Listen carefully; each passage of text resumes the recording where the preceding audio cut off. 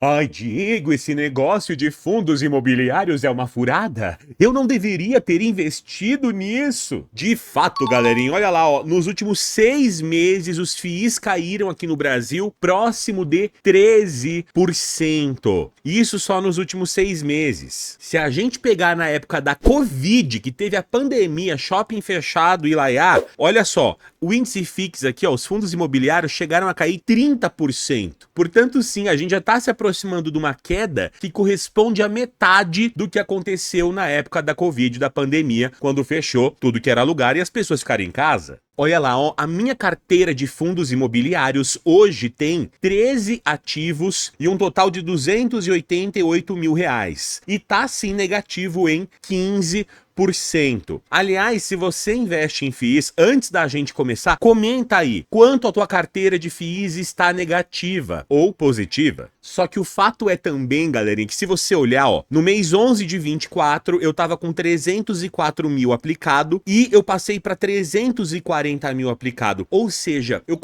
investi só nesse mês agora aqui de dezembro, 35 mil reais em fundos imobiliários. Ai, mas Diego, você faz isso porque você é burro? Você é um jegue, você é um jumento? Que olha só as criptomoedas lá rendendo, Bitcoin batendo recorde, a renda fixa pagando pra caramba, e você investindo em fundo imobiliário, vai ser burro lá na biriboca da parafuseta? É, eu sou burro, né? Você que é o espertão, que acha que vai ficar milionário do dia pra noite com o Bitcoin. Vai lá. Aliás, peguei até esse meme aqui, ó. Bitcoin quando tava 33 mil dólares, 25 mil dólares, e eu aqui no canal, acumulando, falando pra você comprar. Não quero nem saber. Olha a fila aqui, ó, vazia, né? Aí o Bitcoin atingiu agora 100 mil dólares, aqui tá até 64 mil, que o meme tá até desatualizado. O meme não conseguiu nem acompanhar aqui o preço do negócio.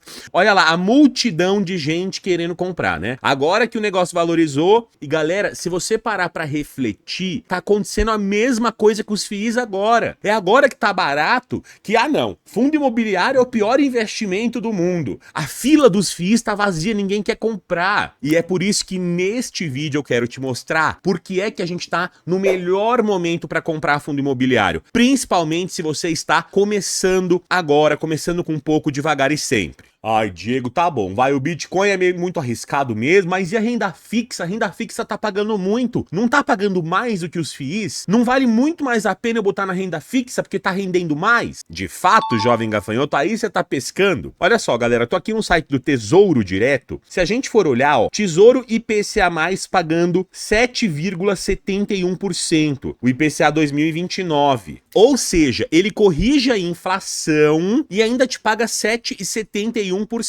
Você tem noção do que é isso? Dado que a inflação tende a subir, realmente é muito bom. Olha lá, ó, o IPCA 2035 pagando IPCA mais 7%. Essa taxa aqui não é comum da gente ver, é uma taxa altíssima. E isso aqui acontece porque sim, o risco do Brasil, o risco da inflação aumentar, tá subindo. E isso faz as taxas subirem. Olha o pré-fixado 2027. Pagando 15,39%. Uma proeza, uma maravilha na renda fixa.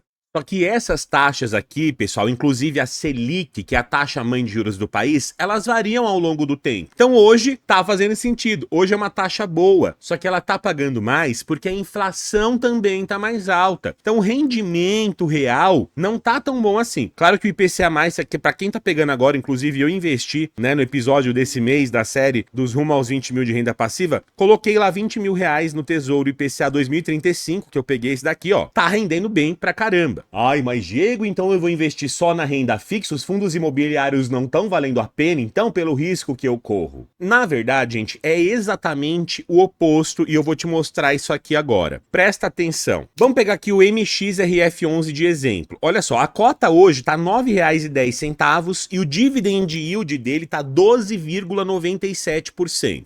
O dividend yield, pessoal, nada mais é do que a distribuição do fundo dividida pelo preço dele. Olha lá, no último mês, o MXRF11 ele distribuiu 10 centavos de rendimento por cota. Então, para a gente conseguir entender melhor, eu fiz essa planilhinha aqui, ó. MXRF11, distribuição 10 centavos por cota. Se o preço desse fundo aqui fosse de R$ 10, o dividend yield dele seria de 12% ao ano. Você entendeu isso daqui? Para o dividend yield aumentar, ou o rendimento tem que aumentar, por exemplo, aqui, ó, vou colocar 11 centavos, aí, ó, o dividend yield foi para 13,20, ou então, ó, vamos voltar aqui, o preço tem que cair, galera. Olha só, se eu colocar 9,50, olha o dividend yield que vai acontecer, ó, 12,63. Se eu botar 9,20, olha lá, 13%. Então, o que eu quero que você entenda? Uma vez que a renda fixa está pagando mais, os investidores estão ali e pensam, ué,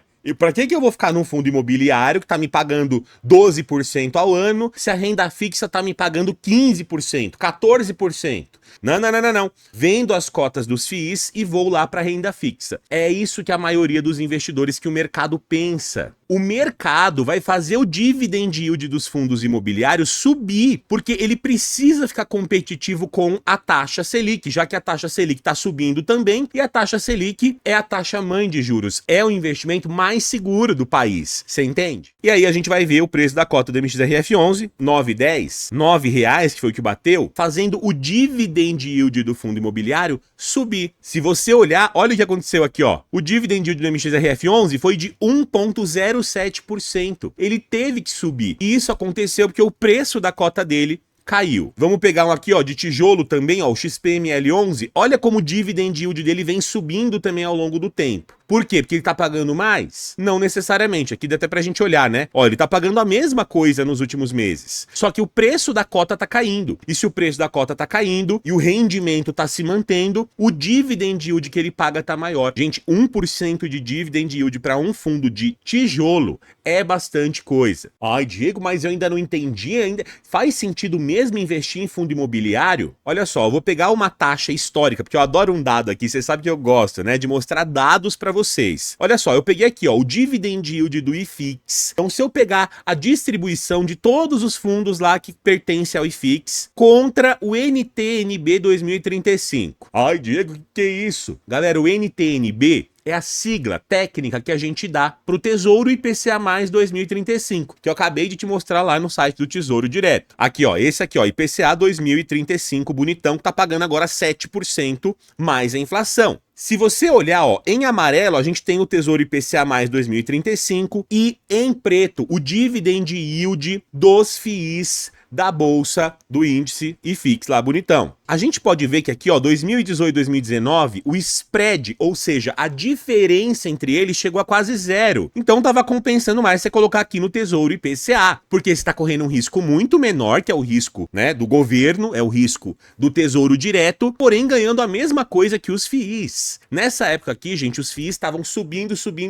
Foi aquela época pré-Covid, né, que os FIIs chegaram a um valor absurdamente alto. Porém, desde a Covid, olha o que aconteceu. O dividend yield dos fundos imobiliários subiu, enquanto que taxa que o Tesouro IPCA mais 2035 paga também subiu, mas não na mesma proporção. Ó, hoje a gente tem uma diferença, um spread, gente, que chega, ó, 12 menos 7, 5% de prêmio. Prêmio é o nome que a gente dá para essa diferença. Opa, se eu aceitar correr o risco dos fundos imobiliários, eu tenho que ganhar mais por isso. Quanto que em média eu tô ganhando? Na data de hoje a gente vê exatamente isso. 5% a mais. Enquanto que o Tesouro IPCA tá pagando 7%, os FIIs que caíram pra caramba estão tendo que pagar a média de 12% de dividend yield. Você vê, ó, que é um recorde histórico. Desde 2012 a gente não vê os FIIs pagando um dividend yield tão alto. E isso se dá ao fato dos preços dele terem caído bastante, pessoal. Então, opa, a gente tá num ótimo momento sim para investir em renda fixa? Está. Mas lembre-se, a renda fixa, a taxa dela varia. Então, hoje tá bom, mas essa taxa alta, ela não é sustentável. Alta desse jeito no longo prazo, não tem como. Por isso que os FIIs sempre tem que acabar pagando um prêmio em relação à renda fixa, e hoje a gente vê esse prêmio muito alto, galera. Outro gráfico que eu queria te mostrar também para você entender de uma vez por todas a oportunidade que a gente está vivendo é esse daqui, é a relação do preço dividido pelo valor patrimonial. Ai, Diego, mas eu nem sei o que é isso. A gente usa essa relação, galera, do preço dividido pelo valor para entender se um FII tá caro ou barato. E a gente pode, inclusive, medir isso para o próprio índice IFIX. Preço justo de um FII, pensa que é uma gangorrinha. Então, olha só, se a bolinha estiver aqui no meio, tá no preço justo. A bolinha pode ir para um lado e ficar mais barato do que o que realmente vale, ou a bolinha pode ir para o outro lado, ficando mais caro do que o que realmente aquele fundo vale. Então, olha só, a gente diz que o PVP,